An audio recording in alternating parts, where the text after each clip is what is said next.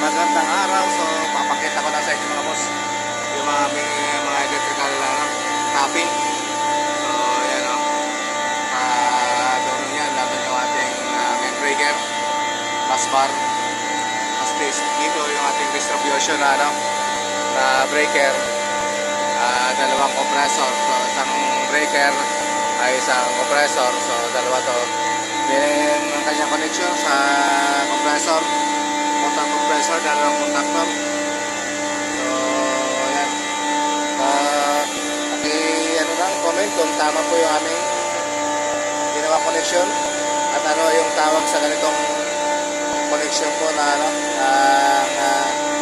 motor po tapping. So, anim na wires, dalawang contactor sa isang drive motor. So, yan po yung connection niya. So, paki-comment po, ano po kung anong klaseng connection ang tawag dyan sa kanyang klaseng connection. So yan mga boss, mga sir, pinakita ko lang sa inyo yung aming pangmalakasang connection ng aming mga compressor. May breaker, dalawang breaker sa isang compressor.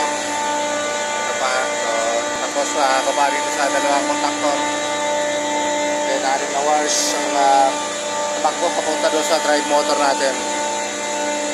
So, paki-comment po mga boss, mga sir, para malaman namin kung anong klaseng connection, kung Y connection ba to, o delta connection, o double Y ba. So, yun po. At para malaman namin kung anong klaseng connection po ang kanyang klaseng tapping namin. So, maraming salamat po at magandang araw.